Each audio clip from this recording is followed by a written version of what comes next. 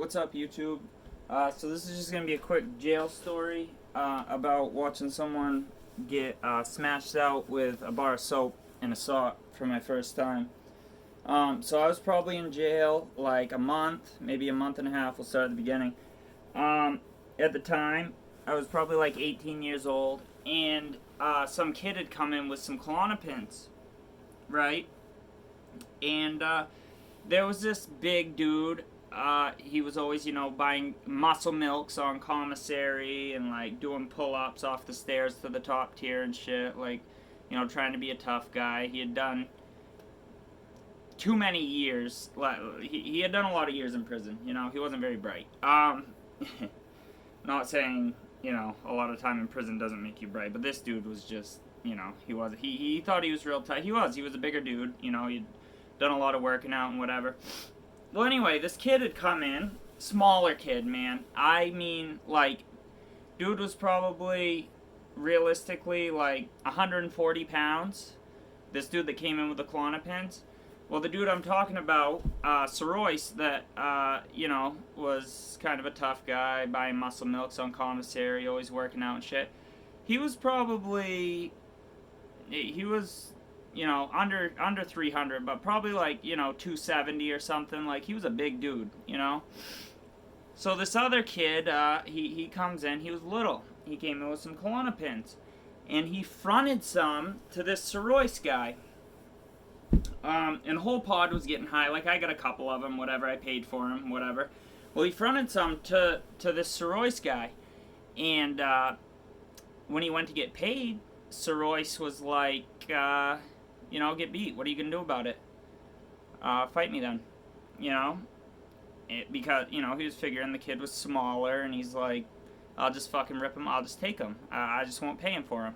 So he figured he was just going to fucking rip him. That's common in correctional facilities. People, taking advantage of other people like that and whatnot, And so he tried to rip him off. He told him, basically get fucked. I got high and I'm just not going to pay you. Alright. Well, so it's like the afternoon time. We used to lock down 18 hours a day. We'd be in our cells 18 hours out of the day, out of 24. We'd be out 6 hours a day. And so we'd be intermittently locked down throughout the entire day. Well, it was like, like lunchtime or whatever. And when they pop the doors, you can hear them. They go down like the whole cell block. And they don't all pop at the same time. You hear, like it pops one cell door at a time. And I'm laying in my bunk, like reading a book or whatever. And the doors pop, so I get up, and I had just like got like to the pod, like I had opened the cell door, and I'm like walking out into the pod, and I see the little dude walk by me with his cellmate, and they're both walking quick. Like the second the doors pop, they come out and they were just walking down like the edge of the pod, across all the cell doors towards Sorois's room, and he has a sock with something in it down, by his side, and he just walks. And they walked right in his fucking room, and they smacked him so fucking hard, there was blood sprayed on the cell wall. And they kept hitting him. Both of them had bar soap and socks. And they both just started just smashing him. And I mean, honestly, I thought it was kind of funny just because Sorois thought he was so tough and so big, and like he was just going to rip this little dude off. And the little dude, like, he had heart. Like, I don't give a fuck about your size. He had fire inside. He had heart, you know what I mean? And he did catch new charges for this, and I was in another R7 with him a few months later. He caught 6 months for this charge. I mean, because it was on video and everything. They got the video from the pod, like, aiming in the cell. They pretty much got it all. I mean, there was... He did get in trouble for it. But anyway, so listen, but it gets better than this.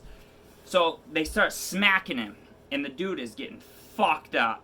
And I'm like, I'm standing there kind of watching or whatever, right? The cops haven't noticed yet. Well, once they get him down and he's fucking beat, right? He fucking takes the Klonopin back. The dude still had some of the Klonopin. He hadn't done them all.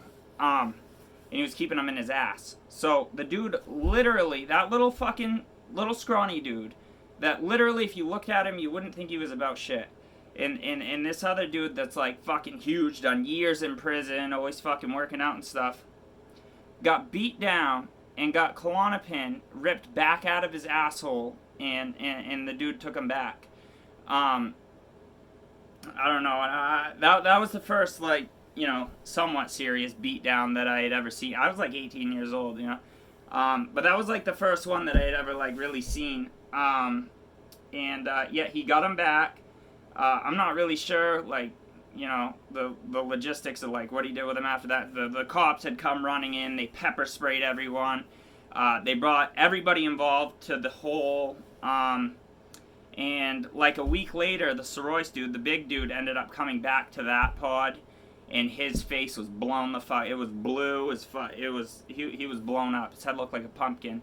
And then the dude that actually did it, I didn't see him again until like, you know, a little while later. But I saw him in a different pod, you know, months later or whatever.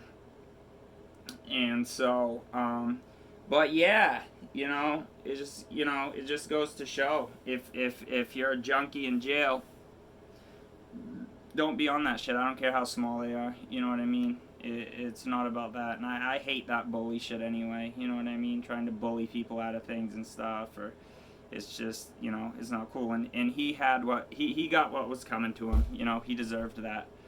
So, but anyway, all right. Have a good night, you guys.